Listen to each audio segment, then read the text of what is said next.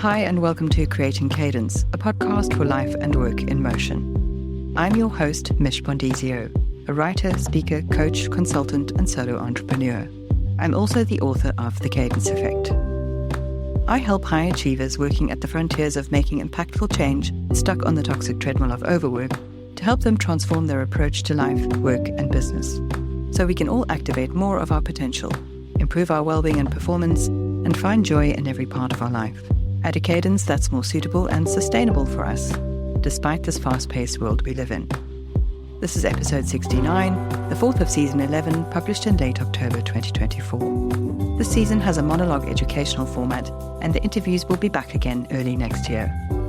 The theme for this season is sustainable business, looking at it from the perspective of the triple bottom line, which is people, planet, and profit, and how this connects to creating cadence, as well as our well-being and productivity. Today's episode looks at the business case for building a sustainable business and why doing good is good for business. So far, we've looked at how cadence and intentional productivity connect with building a sustainable business, why putting the people in your business first is good for the planet, and why all businesses should be considering the environment as part of their processes, no matter the shape or size of your business. As I've mentioned before, these episodes can be listened to as standalone resources, but there's lots to learn in each episode too. So if you haven't yet listened to the first 3, check them out. But before we get to today's episode, a few quick news updates. The nature of the work I do requires that I'm always learning and staying up to date with new research and developments across my fields of interest, because this ensures that I'm in the best position to help my clients. To that end, I'm still working through my B Corp training course, and wow, there is so much to learn. It helps that curiosity and learning are key values for me, so I find the process exciting. I'm also undertaking some other supplemental coaching training over the next few months too to boost my skills, so I'll update you on progress on those once they're done. Lastly, I'm about to announce new coaching and workshop options that are launching in January 2025. The focus is on helping leaders and teams to transform how they work by building more sustainable leadership and self-leadership skills. Topics include building resilience, supporting digital well-being, enhancing productivity, and aligning your business goals with positive, sustainable impacts that will help you and your business to thrive, not just now, but in the long run too. For companies, there will be new workshop topics that you can select from to support your team, and you'll be able to make up a bundle with the topics most relevant to you. And for individual and group coaching, spaces will be limited, and there will be an application process which will be open until the end of November. So keep an eye out for more info on the website, which is creatingcadence.co, as well as in the newsletter, and I'll also share more in the next episode of the podcast, and there will be announcements on LinkedIn and Instagram too, when those go live. So now, without further ado, let's dive into this week's episode about the profit element of the triple bottom line and the business case for sustainability. As always, I'll share links in the transcription notes for the examples that I used during this episode. Profits with purpose, why doing good is good for business. First up, let's debunk the myth that sustainability and profitability don't mix. The traditional business mindset is that profitability and sustainability are at odds, that to achieve one, we have to forego the other. But embracing sustainable practices isn't just a feel-good move, it's also a smart, profitable business strategy. The persistent myth is that going green or adopting sustainable practices eats into your profits. But research and real-world examples show that the opposite can be true. Companies that prioritize sustainability tend to outperform their competitors financially in the long run. By reducing waste, cutting energy use, and improving efficiencies, sustainable practices can help businesses to save money while building brand loyalty with eco-conscious consumers. Sustainability is all about playing the long game, as I've said. So you're not looking at this quarter's profits or this year's revenue. You're setting your business up for long-term success so that you can be around to enjoy those profits and leave a legacy for the next generation too. Consumers today want to support companies that align with their values, and businesses that ignore sustainability are becoming less relevant. Sustainability can also open up new markets and revenue streams. For example, shifting towards more sustainable products or services can appeal to a growing customer base that actively seeks out businesses that engage in ethical practices and make environmentally friendly products. Think of it like investing in your fitness by going to the gym. Sure, you could skip the gym and save time, but eventually those choices catch up with you. Businesses that skip out on sustainability might save a few bucks in the short term, but they'll pay a price down the line when regulations tighten or customers walk away. Being more purpose-driven and ethical in your approach requires a mindset shift around what profit means to you and your shareholders, if you have them. But profitability is still an essential part of having a sustainable business, because without the revenue, you can't support your people, make your products, help your customers, or save the planet. I'm going to specifically use B Corps as an example here because I'm learning about them at the moment. Companies that are eligible for B Corp certification need to demonstrate that they can generate the majority of their revenue from trading, that they are able to compete in a competitive marketplace, that they are not a charity and not a public body or not majority owned by the state. Formally committing to a triple bottom line approach to business comes with additional responsibilities. In this case, the idea of profit isn't just to leverage the success of the business for the benefit of its shareholders. The aim is to also have a material positive impact on society and the environment. For example, if you become a B Corp business, there's a legal requirement and accountability parameters. Your governing documents need to state the responsibilities that you accept in considering a range of stakeholder interests as part of your decision-making and the running of your business. And there is annual reporting required to back up these decisions, actions, and outcomes. The stakeholders that you need to take into account include not just your shareholders, but also employees, suppliers, society, and the environment. So when it comes to profit, in the case of a B Corp, shareholder value does not take precedence. It is just one factor amongst many. And when your product or service is sought after by cause-focused consumers who are careful about where they spend their money, then buying from you because you tick their boxes is a profit opportunity for you too.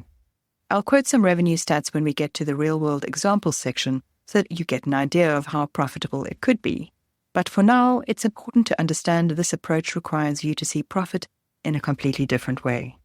It's not just about making money, it's about making money in a way that also supports people and the planet. So it means striving for a win-win-win situation. Now let's look at the role of cadence in profitability. Creating cadence in your business through things like developing intentionally productive practices can improve profitability. The key is finding a rhythm that allows for efficiency and mindful ethical success without compromising on health, wellness, and performance. Let's consider how intentional productivity in particular can improve efficiency. Intentional productivity isn't about squeezing more out of your team. It's about working smarter, not harder, so that their well-being remains intact, because that's more sustainable over the long run. By eliminating inefficiencies, improving work styles and workflows and business processes, and focusing on high-impact work, businesses can get more done with less, without sacrificing the health of their team. A well-paced work rhythm helps employees stay focused and energized, reducing chances of burnout and staff turnover. When your team is happy and engaged, they're more productive, and that productivity directly translates into better outputs and outcomes, which in turn means more opportunities for profit. So Creating Cadence helps you to develop more sustainable work practices, which also save you and potentially make you money. Regularly reviewing your processes, which is part of Creating Cadence too, can help you spot areas where you're wasting resources, whether it's time, money, or materials. And it helps you identify and fix them before they become bigger problems. Imagine you're baking cookies. Baking is not like other cooking where you can improvise on your measurements. It's actually quite an exact science. And if you're not organized, knowing which utensils to use and which ingredients you need and when to add them, you may end up missing something crucial or rushing through the process and ending up with burnt, uneven, dodgy tasting cookies, which leads to a wasted effort.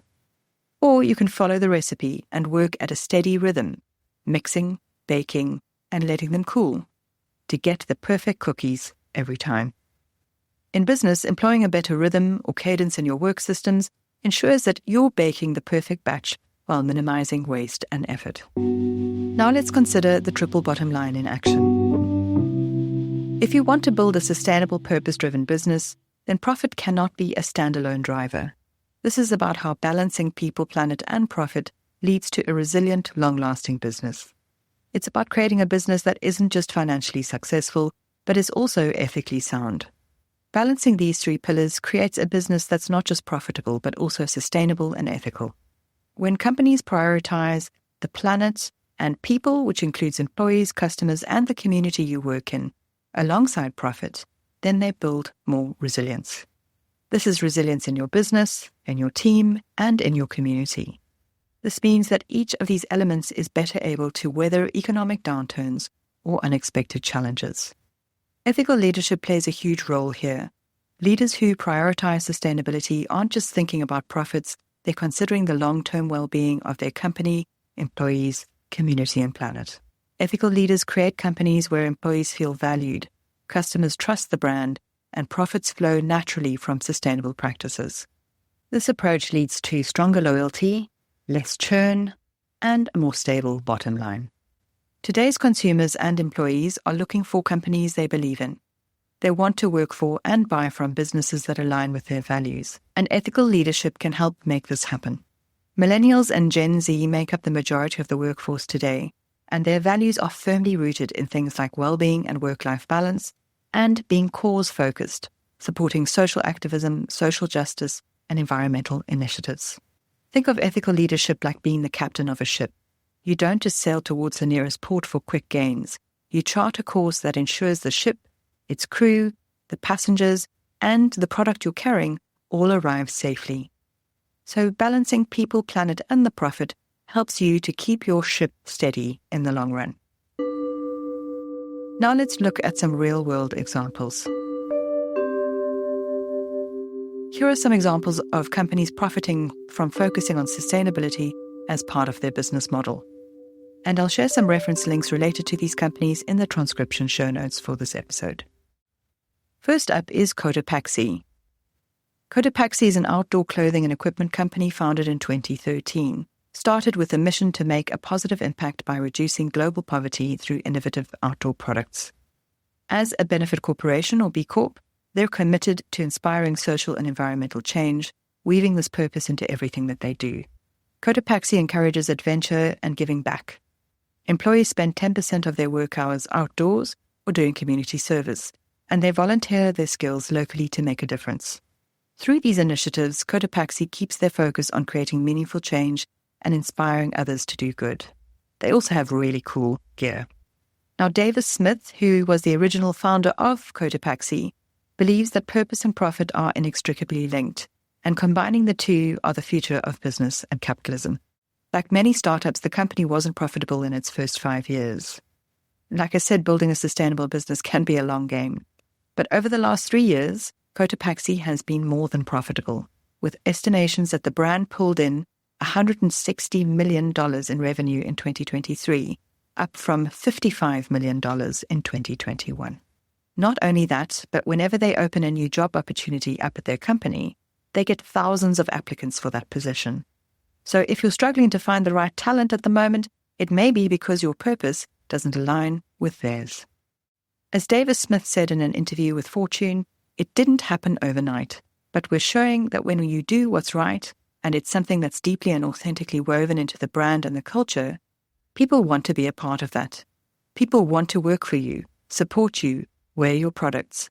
The more you can figure out how to impact the world for the better, the more profit you're going to be able to create, which allows you to do more good. It becomes this beautiful cycle." End quote. The next company I want to focus on is called Too Good To Go, which originated from Denmark but now operates around the world. Too Good To Go is an app-based company that connects customers with surplus food from local restaurants and shops to reduce food waste and encourage sustainable consumption. By reducing food waste, which is a significant contributor to climate change, Too Good To Go is directly tackling environmental sustainability. The company has grown rapidly across Europe, now operating in 17 countries, and recently opened in the US as well, and it has secured millions of users. They profit by charging a small fee for each transaction while saving food businesses money on waste disposal. They also generate additional revenue streams from partnerships and collaborations. Too Good To Go illustrates how innovative solutions to environmental problems, such as food waste, can become highly scalable and profitable in modern markets. Another example to consider is the Cooperative Group, or Co-op, which originates in the UK. The Co-op is one of the largest consumer cooperatives in the UK, operating across multiple sectors including retail, insurance, and funeral care. They have long been a pioneer in ethical and sustainable business practices with a focus on climate and food security. They're dedicated to sourcing fair trade products, reducing their carbon footprint, and ensuring ethical sourcing of goods. The Co-op is also committed to reducing plastic and food waste, with significant investments in renewable energy. Their ethical stance and transparent business model have built a strong, loyal customer base, which has contributed to their long-term profitability. Their retail to funerals business reported pre-tax profits of 58 million for the first 6 months of 2024. In recent years, their commitment to social and environmental causes has been a key differentiator in the crowded retail supermarket space. The Co-op proves that a large, complex organization can still be driven by sustainability while remaining competitive and profitable in multiple industries. The fourth example is Ikea. I did mention them also in the last episode, but they're such a globally recognizable brand that I felt it was worth including them here again. Ikea, the Swedish furniture giant, has been pushing the boundaries of sustainability in a traditionally resource-heavy industry.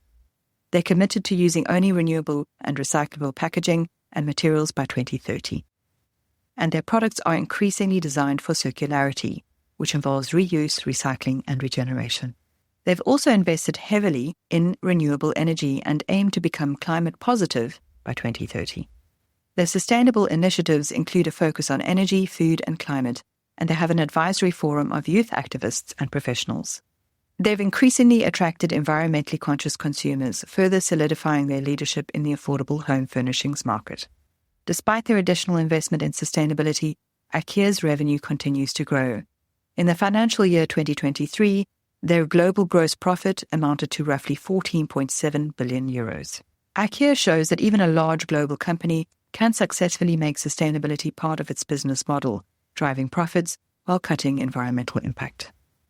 Think of these companies as businesses with superpowers. They've figured out how to grow profits and make a positive impact at the same time. It's kind of like having your chocolate cake and eating it too, but it's made with sustainably sourced chocolate. But what if you're a tiny company or work on your own? You may not have billions to invest in new sustainability initiatives. Well, I've said this before, it doesn't take money to start. It starts with a culture shift, a mindset shift. It starts by recognizing you need to make change. It starts by taking small, doable, incremental steps to help you get to the point where you can then spend more and do more. The point is that we all need to start because the planet can't wait. So to sum up some key points from this episode, sustainability and profitability are not mutually exclusive. By creating cadence and embedding sustainable practices into your business, you can drive long-term financial success while also supporting people and the planet. So I encourage you to start small by identifying one area in your business where you can be more sustainable. It doesn't have to be a massive overhaul. It can be as simple as reducing waste and changing your packaging, or rethinking your energy usage, or revising your workflow so that your team can work a 4-day work week and stay happy and healthy whilst performing better. Remember, sustainability isn't just about saving the planet, it's about making your business stronger and more profitable in the long run. In our next episode, we'll look at the future of work and how technology can help us to build even more resilient, sustainable businesses, also considering the environmental implications of tools that are energy intensive, such as AI.